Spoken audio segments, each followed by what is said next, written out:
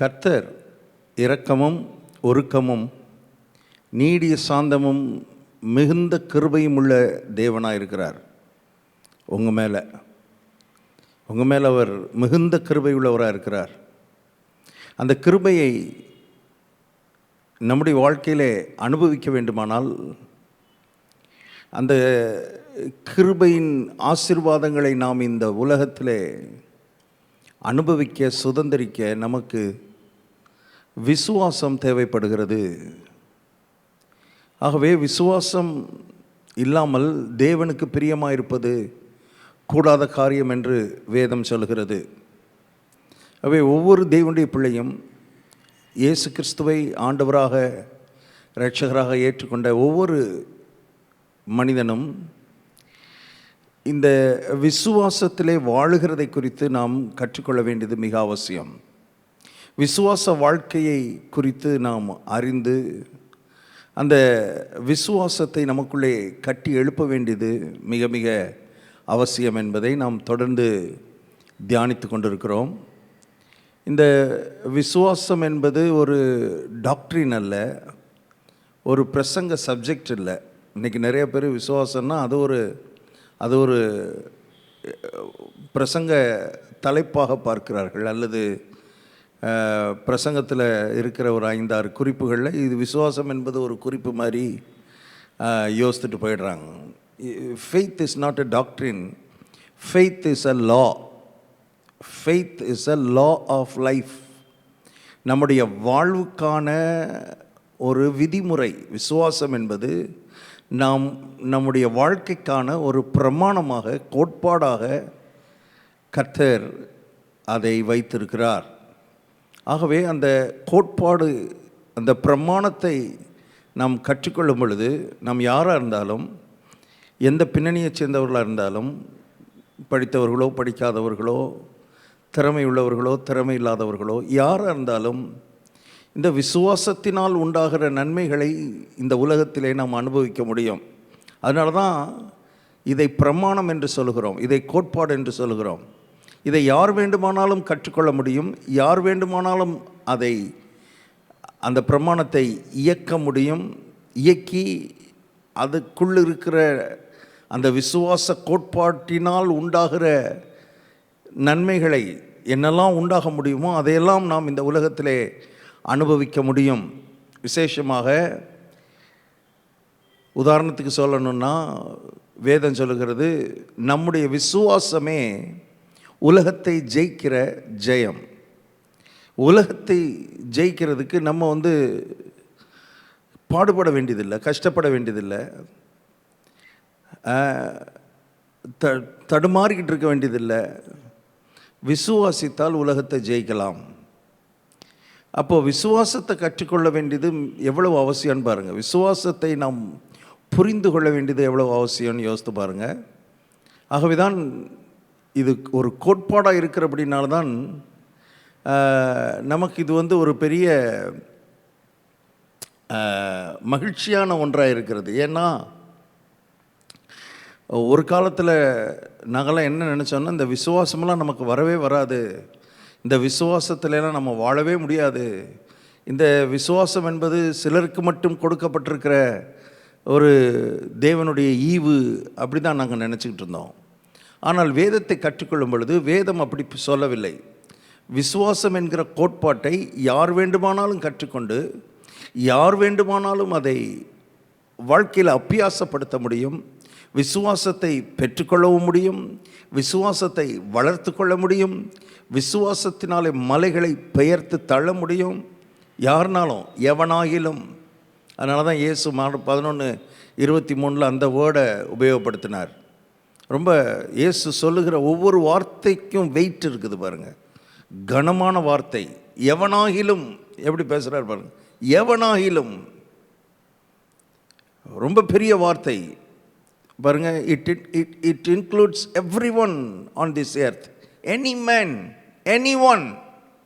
எந்த நாட்டை சேர்ந்தவன், எந்த இனத்தை சேர்ந்தவனாக இருக்கலாம், எந்த குலத்தை சேர்ந்தவனாக இருக்க, யாராக வேணாலும் இருக்கலாம். இந்த கிறிஸ்துவை விசுவாசிக்கிற எவனாகிலும் மலையை பார்த்து பெயர்ந்து போன்னு சொன்னால் மலை கீழ்ப்படியுன்றார். இது இயேசுவின் வாயிலிருந்து வந்த வார்த்தை, கதை இல்லை. இது ஏதோ யாரோ ஒரு ஃபிலாசபர் சொன்ன ஒரு ஃபிலாசபி இல்லை, ரியாலிட்டி. இது ஒரு நிஜம் என்பதை நாம் புரிந்து கொள்ள வேண்டியது மிக அவசியமாக இருக்கிறது. ஆகவே இந்த விசுவாசத்தின் கோட்பாடுகளை இந்த நாட்களில் நான் உங்களுக்கு சொல்லி கொண்டிருக்கிறேன். அதை மார்க் 11:23 அந்த வசனம், இயேசு சொன்ன அந்த வசனத்திலிருந்து தான் நாம் தியானித்து கொண்டு இருக்கிறோம். அந்த கோட்பாடுகளை நாம் தியானித்து கொண்டு இருக்கிறோம், அதை படித்து கொண்டிருக்கிறோம். அந்த வசனம் இவ்விதமாய் சொல்லுகிறது, எவனாகிலும் இந்த மலையை பார்த்து பெயர்ந்து சமுத்திரத்திலே தள்ளுண்டு போ என்று சொல்லி தான் சொன்னபடியே நடக்கும் என்று தன் இருதயத்தில் சந்தேகப்படாமல் விசுவாசித்தால் அவன் சொன்னபடியே ஆகும் என்று மெய்யாகவே உங்களுக்கு சொல்கிறேன். ஸோ இதில் சொல்கிறத பற்றி பேசுகிறாரு. ஒன்று, மலையை பார்த்து சொல்லணும். ரெண்டாவது, விசுவாசிக்கணும். வெறும் சொல்கிறதுல இல்லை, சொல்லுதல் கூட்டல் விசுவாசித்தல் is equal to success, is equal to வெற்றி, ஜெயம். பாருங்கள், மலை பெயர்ந்து போகணுன்னா வெறும் சொல்கிறது மாத்திரம் இல்லை. நிறைய பேர் அதோடு நின்றுறாங்க. சொன்னேன் பிரதர், நடக்கலைன்னு. சொல்கிறது இல்லை, வெறும் சொல்கிறது மட்டும் இல்லை, கட்டாயம் சொல்ல வேண்டும், கட்டாயம் சொல்ல வேண்டும். சிலர் விசுவாசிக்கிறார்கள், வாய் திறந்து சொல்ல மாட்டேங்கிறாங்க. கர்த்தர் ரெண்டையும் கம்பைன் பண்ணுறாரு. ரட்சிப்புக்கே ரெண்டும் தேவை. ஏற்கனவே நான் சொன்னேன், ஒரு மனிதன் ரட்சிக்கப்படுறதுக்கே இந்த ரெண்டும் வேலை செய்யணும். இருதயமும் வேலை செய்யணும், வாயும் வேலை செய்யணும். இருதயமும் வாயும் வேதத்தில் ரொம்ப நெருக்கமான தொடர்புடையவை. ரொம்ப முக்கியமான பங்கை அதற்கு கர்த்தர் வைத்திருக்கிறார், இருதயத்துக்கும் வாய்க்கும். மனிதனுடைய இருதயம், மனிதனுடைய வாய் இந்த பூலோகத்தை பொறுத்தளவில் மிக முக்கியமான பங்கு வகிக்கிறது. அதனால தான் இயேசு அதிகமாக இருதயத்தை பற்றி, வாயை பற்றி அதிகமாக பேசுகிறார். ட்ரெஸ்ஸை பற்றி அதிகம் பேசலை அவர். மற்ற வெளிப்பிரகாரமான காரியங்களை குறித்து ரொம்ப அதிகமாக பேசாமல் உள்ளே இருதயம், எண்ணம், சிந்தை, வாயிலே வருகிற வார்த்தை. ஸோ விசுவாசத்தின் கோட்பாடில் இது ரொம்ப முக்கியம். சொல்லணும், விசுவாசிக்கணும். ஸோ என்ன விசுவாசிக்கணும்? விசுவாசித்தால் அவன் சொன்னபடியே ஆகும் என்று எழுதப்பட்டிருக்கிறது. எதை விசுவாசிக்கணும்? தான் சொன்னபடியே நடக்கும் என்று தன் இருதயத்தில் சந்தேகப்படாமல் விசுவாசித்தால். அந்த வார்த்தையை கவனிங்க, இன்றைக்கி அதை தான் சொல்ல போகிறேன். இந்த விசுவாசத்தின் கோட்பாடு என்ன சொல்லுகிறது? சந்தேகப்படாமல் விசுவாசிக்கும் பொழுது தான் சொன்னபடியே ஆகும். அப்போ சந்தேகத்தை டீல் பண்ண வேண்டும் என்று கர்த்தர் சொல்லுகிறார். மலையை பெயர்த்து தகர்த்து எறியணும். உங்களுக்கு விரோதமாக இருக்கிற தடைகளை, உங்களுக்கு எதிராக இருக்கிற சூழ்நிலைகளை, உங்களை அழுத்தி கொண்டிருக்கிற அந்த பாரமான காரியங்களை எல்லாம் உங்களை விட்டு தள்ள முடியும். நீங்களே தள்ளி போட முடியும், உங்களை விட்டு அகற்ற முடியும். உங்களுக்கு அந்த வல்லமையை கர்த்தர் கொடுத்திருக்கிறார். உங்கள் கையில் அந்த பவர் ஆண்டவர் கொடுத்திருக்கிறார்.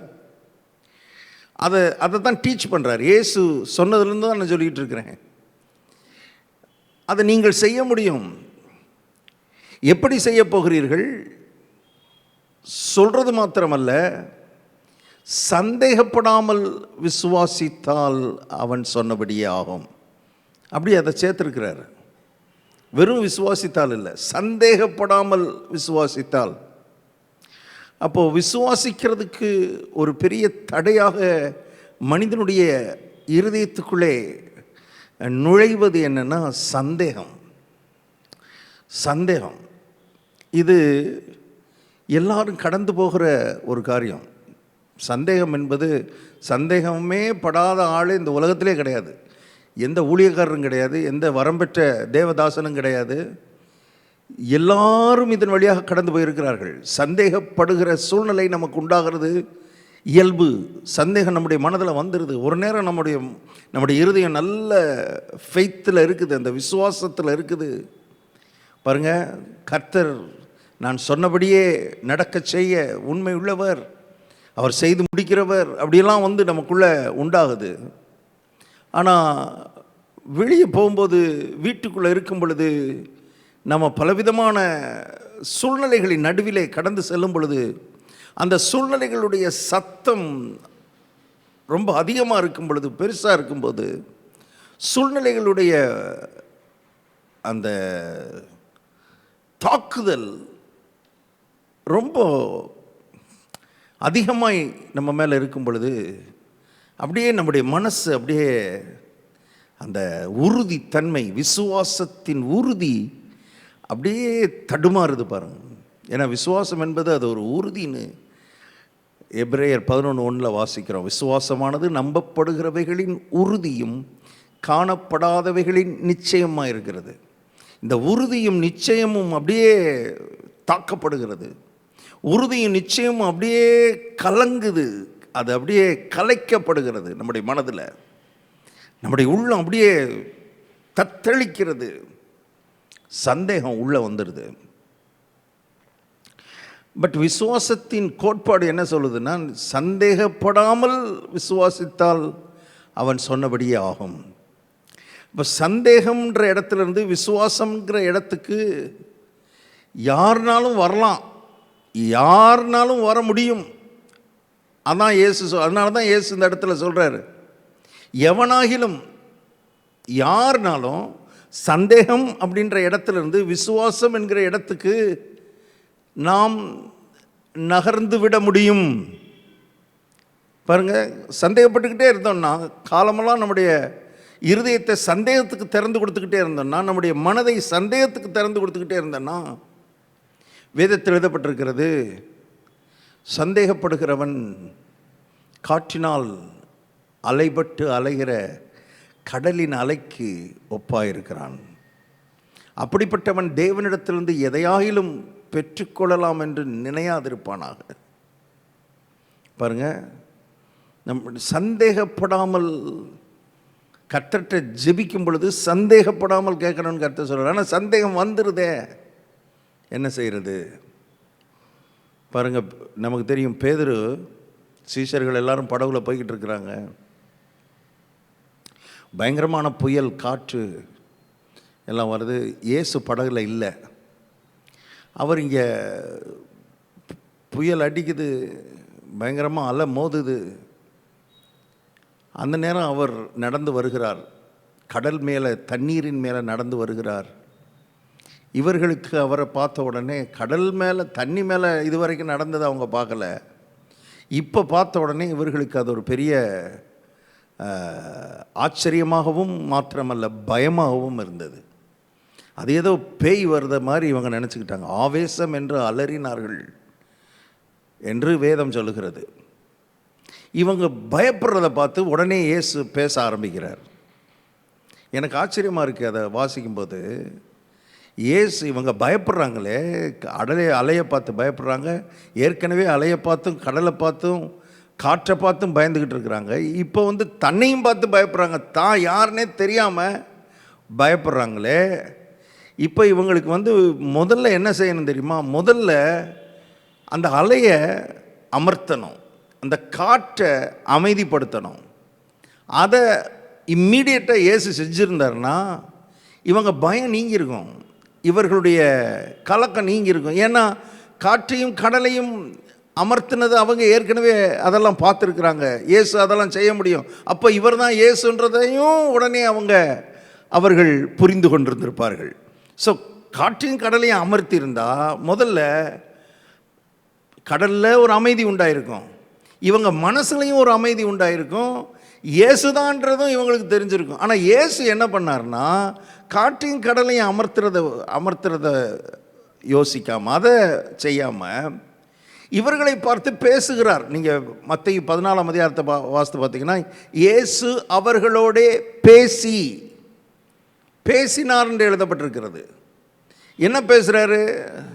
திடன் கொள்ளுங்கள், பயப்படாதிருங்கள், நான் தான் அப்படின்னு சொல்கிறார். நீங்கள் பயப்படாதீங்க, நான் தான்றாரு. உடனே பேதுரு என்ன பண்ணுறான், இவனுக்கு ஒரு பக்கம் இது இயேசுதானா சந்தேகம், இது உண்மையிலேயே இயேசுதானான்னு இவனுக்கு உள்ள மனசில் ஒரு சந்தேகம். இப்போ டெஸ்ட் பண்ணி பார்த்துடணும்னு நினச்சிட்டு இயேசுநாட்ட பேசுகிறான். இயேசுவே நீரே ஆனால் நான் இந்த கடலில் நடந்து வர கட்டளையிடும் அப்படின்றான். இப்போது அலையும் காற்று எல்லாம் வந்துக்கிட்டு இருக்குது, எல்லாம் பயங்கரமாக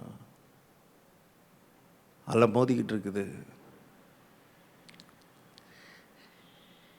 இயேசு சொல்கிறாரு, இவன் கேட்ட உடனே வா என்றார்.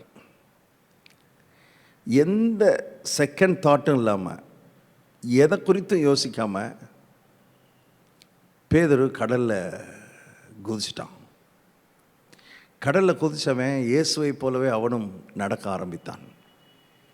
காற்று அடித்து கொண்டிருக்கிறது, அலை மோதி கொண்டிருக்கிறது, எல்லாம் நடந்துக்கிட்டு இருக்குது. அதன் மத்தியில் பேதுரு நடந்து கொண்டிருக்கிறான். பாருங்கள், பேதுருனுடைய விசுவாசம். இயேசு வான் சொன்ன உடனே குதிச்சிட்டான், அந்த விசுவாசத்தில் குதிச்சிட்டான், நடந்துக்கிட்டு இருக்கிறான்.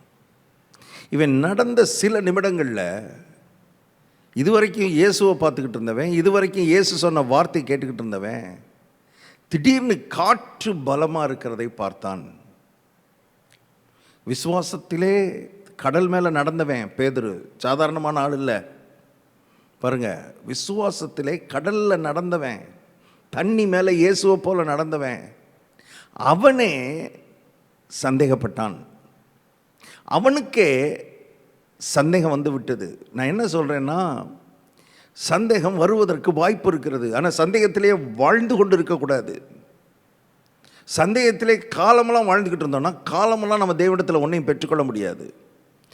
இந்த சந்தேகத்திலிருந்து விசுவாசத்துக்குள்ளே வருவதற்கான ஒரு ஒரு ஒரு முயற்சி நமக்குள்ளே வேண்டும் என்று தான் இன்றைக்கி கர்த்தர் நம்மோட பேசுகிறார்.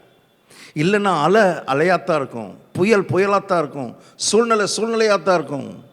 நாட்கள் கடந்து போகும், வாரங்கள் கடந்து போகும், மாதங்கள் கடந்து போகும், வருடங்கள் கடந்து போகும், எந்த மாற்றமும் இருக்காது. ஏன்னா உள்ளுக்குள்ள அந்த சந்தேகத்திலிருந்து விசுவாசத்துக்கு வருவதற்கான எந்த ஒரு பிரயாசமும் இல்லை. சந்தேகத்திலே வாழ்ந்துக்கிட்டு இருப்போம். சந்தேகம் தான் எல்லாருக்கும் தானே வருதுன்னு சொல்லிட்டு அதிலே வாழ்ந்து கொண்டு இருப்பது நியாயம் இல்லை. அது நம்முடைய வாழ்க்கையை அழித்து விடும். நான் என்ன பாயிண்ட் என்னன்னா, சந்தேகப்பட்டுட்டோமேன்னு அதுலேயே டவுன் ஆகிடக்கூடாது, அதுலேயே கீழே போயிடக்கூடாது. நமக்கு சந்தேகம் வந்துருச்சே, சந்தேகப்படுறோமே, நம்மளால் விசுவாசிக்க முடியலையே அப்படின்ற இடத்துக்கு நம்ம போயிடக்கூடாதுன்றேன். சந்தேகத்தை நீங்கள் மேற்கொள்ள முடியும், சந்தேகத்தை நீங்கள் ஜெயிக்க முடியும். சந்தேகம் என்கிற இடத்துலேருந்து விசுவாசம் என்கிற இடத்துக்குள்ளே நீங்கள் வர முடியும்னு தான் நான் சொல்லிகிட்டு இருக்கிறேன். ஸோ சந்தேகப்பட்ட உடனே இனி நம்மளால் முடியாது, நம்மளால் விசுவாசிக்கவே முடியாது, விசுவாசன்ற இடத்துக்கே வர முடியாது என்கிற எண்ணத்துக்குள்ளே போயிடாதீங்க. அதுதான் இன்றைக்கி ஆவியானவங்களோட பேச விரும்புகிறார். ஸோ பேதுருவுக்கு சந்தேகம் வந்தது. சந்தேகப்பட்ட உடனே கீழே அமிழ்ந்து, அது வரைக்கும் நடந்துக்கிட்டு இருந்தவன் சந்தேகம் உள்ளே நுழைந்த உடனே சூழ்நிலை இவனை மேற்கொள்ளுகிறது. பாருங்க, சந்தேகம் உள்ளே வந்த உடனே அலை இவனை மேற்கொள்ளுகிறது, தண்ணி இவனை மேற்கொள்ளுகிறது, காற்று இவனை மேற்கொள்ளுகிறது. உள்ளேக்கும் வெளியேக்கும் தொடர்பு இருக்குது. அதுதான் நான் சொல்லிக்கிட்டு இருக்கிறேன். நமக்குள்ளே ஏற்படுகிற மாற்றங்கள் நமக்கு வெளியே நடக்கிற சூழ்நிலைகளிலே மாற்றங்களை கொண்டு வருகிறது. அதனால தான் கவனத்தை உள்ள வைங்க. கவனத்தை இருதயத்துக்குள்ளே என்ன இருக்குன்னு பாருங்க. என் இருதயத்துக்குள்ளே என்ன இருந்தா என்ன பிரதர், எல்லாம் கடவுள் பெரியவர், சர்வ வல்லவர், அவர் எல்லாம் பார்த்து செய்வார். இல்லை, அப்படின்னா ஒரு பிரசங்கமே தேவையில்லை, இந்த புக்கு தேவையில்லை, வேதம் தேவையில்லை, வசனம் தேவையில்லை, எதுவுமே தேவையில்லை, எல்லாம் அவர் பார்த்து செஞ்சிருவார். எல்லாம் அவர் பார்த்து செய்கிறதில்ல, நமக்கு சில பொறுப்புகள் இருக்கிறது. அவனுக்கு கீழே இறங்கினோடனே கர்த்தர் கையை பிடிச்சி தூக்கி சொல்கிறார், அற்ப விசுவாசியே ஏன் சந்தேகப்பட்டாய்? பாருங்கள், சந்தேகம் காரணம் ஃபோக்கஸை கர்த்தர்கிட்டருந்து திருப்பி காற்று பக்கம் திருப்பிட்டான். இதெல்லாம் நம்ம கற்றுக்கொள்ளணும். நம்ம கற்றுக்கொள்றதுக்காக தான் இவைகளெல்லாம் கர்த்தர் திருஷ்டாந்தங்களாய் எழுதி வைத்திருக்கிறார். எப்போ நம்முடைய கண்ணு கர்த்தரிடத்திலிருந்தும் வார்த்தையின் இடத்திலிருந்தும் நம்முடைய கண்கள், நம்முடைய ஃபோக்கஸ் திரும்புகிறதோ, அப்பொழுது நமக்கு உள்ளே விசுவாசத்துக்கு பதிலாக சந்தேகம் உள்ள நுழைய ஆரம்பிக்கும். சந்தேகம் உள்ள நுழைய ஆரம்பிக்கும் பொழுது அது வரைக்கும் நம்முடைய காலுக்கு கீழே இருந்த தண்ணி, அது வரைக்கும் நம்முடைய காலுக்கு கீழே இருந்த அலைகள், எப்போ சந்தேகம் உள்ளே வருதோ இதெல்லாம் நமக்கு மேலே வர ஆரம்பிக்கும். நம்ம இதுக்கு கீழே உள்ள முழுக ஆரம்பிப்போம். பெரிய பாடம், பெரிய பாடம். இப்போ காற்றும் அலையும் பெருசாக இருந்ததுனால பேதுரு மூழ்கலை. அப்படி மூழ்கியிருந்தா காற்றும் அலையும் அருமையானவர்களே கொந்தளிப்பும் பெருசாக இருந்ததுனால தான் பேதுரு மூழ்கினான். அப்படின்னா அவன் படகை விட்டு இறங்கணுன்னே மூழ்கி இருக்கணும். மூழ்கலையே, நடந்தானே. அப்போ உள்ளே வேற ஒரு பார்வை. அதனால தான் சொல்கிறேன், உள்ளேக்கும் வெளியேக்கும் தொடர்பு இருக்குது. நம்முடைய உள்ளே நம்ம என்ன நினைக்கிறோம், நம்ம என்ன உறுதியில் இருக்கிறோம், என்ன நிச்சயத்தில் இருக்கிறோம் என்பது நமக்கு புறத்தில், நமக்கு வெளியே என்ன நடக்கிறது என்பதை வெகுவாக பாதிக்கிறது. இது விசுவாசத்தினுடைய கோட்பாடு. விசுவாசத்தினுடைய கோட்பாட்டில் ரொம்ப முக்கியமான ஒன்று. ஆகவே சந்தேகப்பட்ட உடனே இதுவரைக்கும் இவன் காலுக்கு கீழே இருந்தது இப்போ இவனுக்கு மேலே வர ஆரம்பிக்குது. இவன் அதுக்கு கீழே போக ஆரம்பிக்கிறான். சூழ்நிலைக்கு கீழே போகிறீங்களா, சூழ்நிலைக்கு மேலே போகிறீங்களா என்பது, சூழ்நிலை எவ்வளவு மோசமாக இருக்கிறது, சூழ்நிலை எவ்வளவு பெரிதாக இருக்கிறது என்பதின் அடிப்படையில் இல்லை. இதுதான் முக்கியமான பாயிண்ட்டு, கற்றுக்கொள்ள வேண்டும். அது சூழ்நிலையின் அளவை பொறுத்ததல்ல. நீங்கள் மேலே இருக்கிறீங்களா கீழே இருக்கிறீங்களா என்பது உங்களை பொறுத்தது, உங்கள் விசுவாசத்தை பொறுத்தது. ஆகவே இப்போ சேஞ்ச் சூழ்நிலையில் ஏற்படுறதில்லை. சேஞ்ச், மாற்றம் உள்ளே ஏற்பட வேண்டும். சந்தேகத்துக்கு முடிவு கட்ட வேண்டும். சந்தேகத்தின் வாழ்க்கைக்கு முடிவு கட்ட வேண்டும். சந்தேகம் வரவே வராது, சந்தேகப்படாமலே அப்படி நான் சொல்லலை. அதான் ஆரம்பத்திலேருந்து நான் சொல்லிக்கிட்டு இருக்கேன். சந்தேகம் நமக்குள்ளே வர்றதுக்கு வாய்ப்பு இருக்குது. ஆனால் சந்தேகத்திலே வாழக்கூடாது. உள்ள சந்தேகம் வரும் பொழுது இம்மீடியட்டாக நம்ம அந்த இடத்துலேருந்து அடுத்த விசுவாசம் என்கிற இடத்துக்கு நகருவதற்கு நாம் பிரயாசப்பட வேண்டும். வேதம் எதிர்பார்க்கிறது, கர்த்தர் எதிர்பார்க்கிறார். பாருங்க, பேதுரு கடலின் மேலே ப்ராக்டிக்கலாக நடந்தவனுக்கே சந்தேகம் வந்துடுச்சு. அது மாதிரி யோவான் ஸ்நானகன் எவ்வளோ பெரிய ஊழியக்காரன், தேவனால் அனுப்பப்பட்ட, கிறிஸ்துவுக்கு வழியை ஆயத்தம் பண்ணுவதற்கு என்று தேவனால் அனுப்பப்பட்ட ஒரு மனுஷன். அவன் கர்த்தருடைய தூதனாய் அனுப்பப்பட்டான்.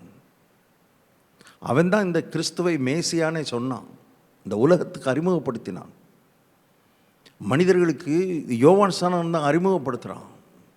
இவர்தான் மேசியா, இவர்தான் கிறிஸ்து, இவர் என்னிலும் வல்லவர், இவருடைய பாதரட்சிகளின் வாரை அவிழ்க்கிறதற்கும் நான் பாத்திரன் அல்ல, நான் ஜலத்தினால் உங்களுக்கு ஞானஸ்தானம் கொடுக்கிறேன், இவரோ பரிசுத்தாவினாலும் அக்கினியினாலும் உங்களுக்கு ஞானஸ்தானம் கொடுப்பார்னு சொல்லி கிறிஸ்துவை கிறிஸ்து என்று இந்த உலகத்துக்கு, பூமிக்கு அறிமுகப்படுத்தினவனே அவன் தான், வழியை ஆயத்தப்படுத்தினவன். அவனுக்கே இவர் மேலே சந்தேகம் வந்துருச்சு. ஒரு கட்டத்தில் சீஷர்களை அனுப்புகிறான், இயேசுவிடத்தில் அனுப்பி, நீங்கள் தான் மேசியாவா இல்லை நாங்கள் இன்னும் மேசியாவுக்காக இன்னும் காத்திருக்கணுமான்னு கேட்குறான். எவ்வளோ பெரிய டவுட் பாருங்க அவனுக்கு, எவ்வளோ பெரிய சந்தேகம் பாருங்க. ஸோ சந்தேகப்பட்டுட்டோமேன்னு உடனே நீங்கள் மனசு விட்டுறாதீங்க. அதான் நான் சொல்லிக்கிட்டு இருக்கேன். சந்தேகம் வருதேன்னொடனே மனசை விட்டுறக்கூடாது. இல்லை, சந்தேகம் நமக்குள்ளே வருவதற்கு வாய்ப்பு இருக்கிறது, ஆனால் விசுவாசம் வருவதற்கும் வாய்ப்பு இருக்கிறது. சந்தேகம் என்கிற இடத்திலிருந்து விசுவாசம் என்கிற இடத்துக்கு நாம் செல்லுவதற்கு 100% வாய்ப்பு இருக்கிறது. செல்ல முடியும் என்று கர்த்தர் சொல்லுகிறார். போக முடியும். இந்த யோவான் ஸ்நானகனுக்கு சந்தேகம் வந்து சீஷர்கள் வந்து கேட்குறாங்க, வருகிறவர் நீர்தானா? இயேசுநாதர்கிட்டே கேட்குறாங்க, வருகிறவர் நீர்தானா, வேறொருவர் வரை காத்திருக்க வேண்டுமான்னு. அதுக்கு இயேசுநாதர் அவர் ஒரு பதில் சொல்கிறார். அவன் வந்து கேட்டவங்களுக்கு பதில் சொல்கிறார். என்ன சொல்கிறாருன்னா, நீங்கள் என்னுடைய ஊழியத்திலே என்ன பார்க்குறீங்களோ, இப்போ இங்கே என்ன நடந்துக்கிட்டு இருக்குதோ அதை போய் யோவான் ஸ்நானகன்ட்ட சொல்லுங்கன்றார். என்ன நடந்துக்கிட்டு இருக்கு, என்ன சொல்லணுன்றதையும் சொல்கிறாரு. நீங்கள் மத்தேயு எழுதின சுவிசேஷம் 11ஆம் அதிகாரத்தில் வாசித்து பார்த்தீங்கன்னா அது இருக்குது.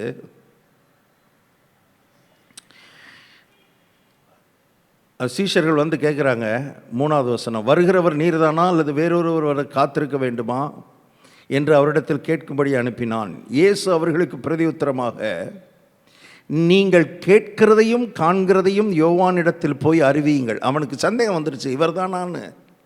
அந்த சந்தேகத்துக்கு பதில் எப்படி கொடுக்குறார் பாருங்க. பதில் நீங்கள் போய் அவர்கிட்ட சொல்லுங்கள், யோவான் சான்கிட்ட போய் சொல்லுங்கள். என்ன சொல்லுங்கள்?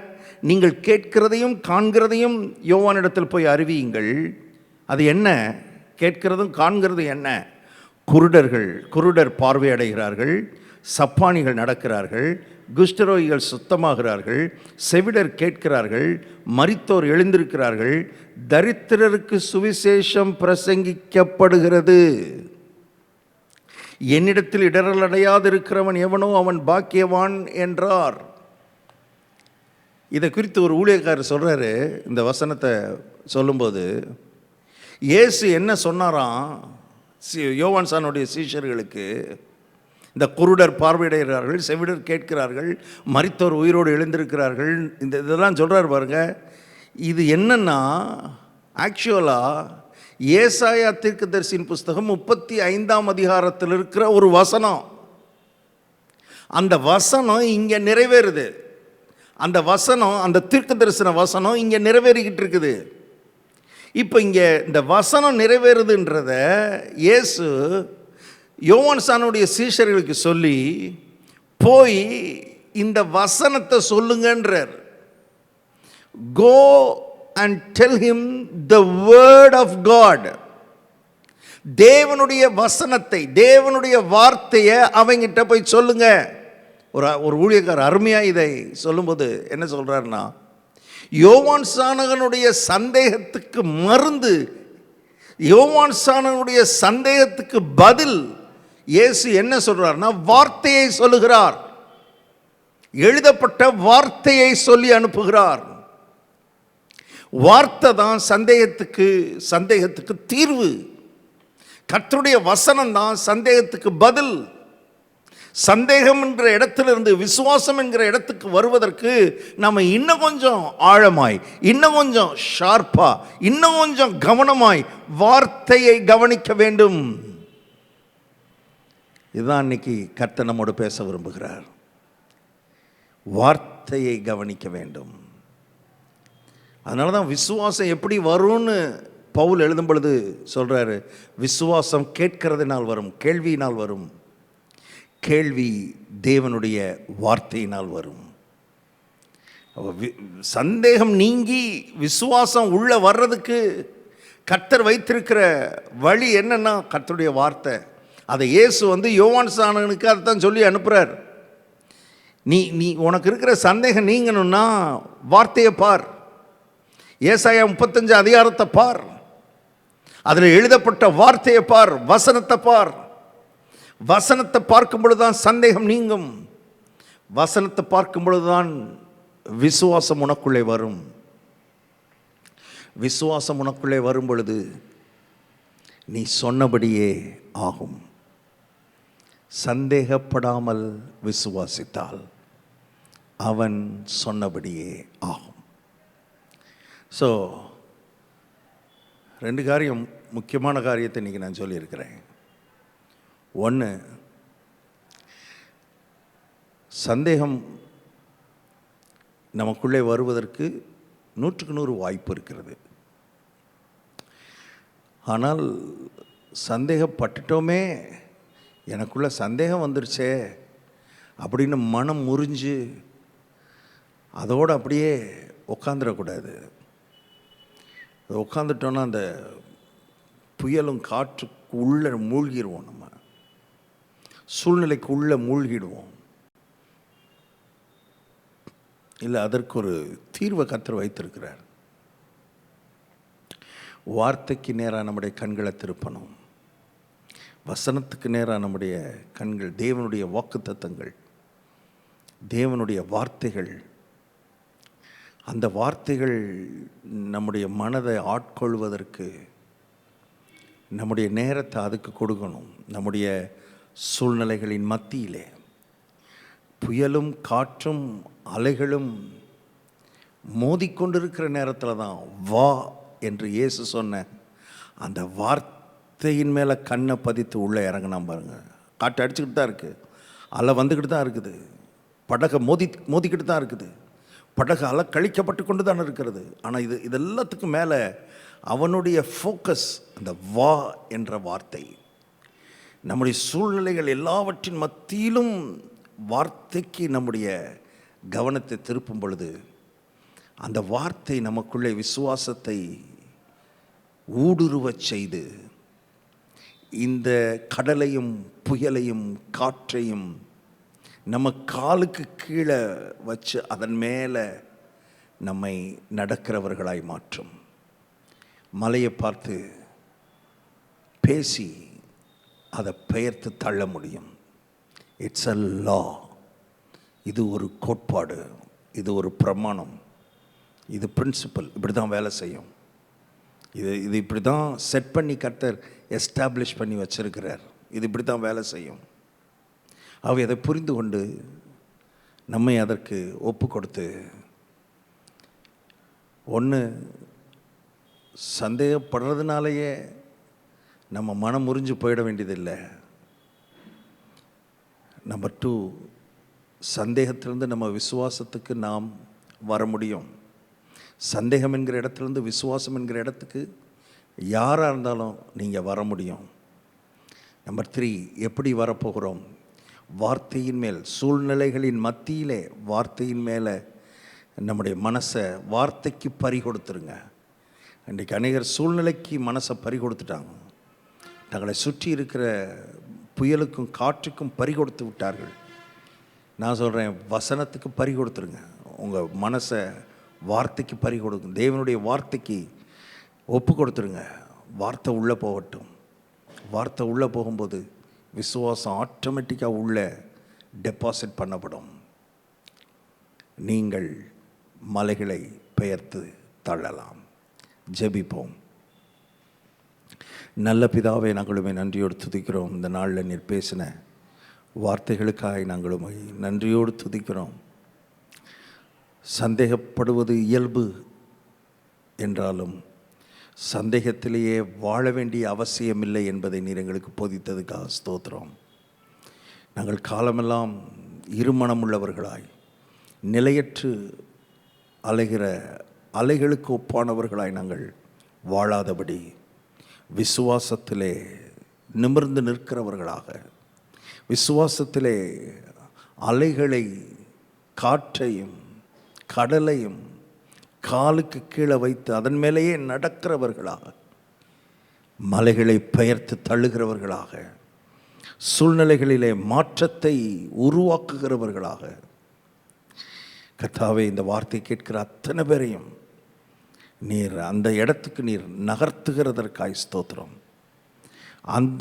அப்படிப்பட்ட ஒரு வாழ்க்கை முறை நம்முடைய பிள்ளைகளுக்கு உண்டாகிறதுக்காக ஸ்தோத்திரம். தொடர்ந்து நீர் நடத்தும், பேசும். இயேசு கிறிஸ்துவின் நாமத்தில் ஜெபிக்கிறோம் பிதாவே. ஆமேன், ஆமேன். God bless you. Jesus loves you.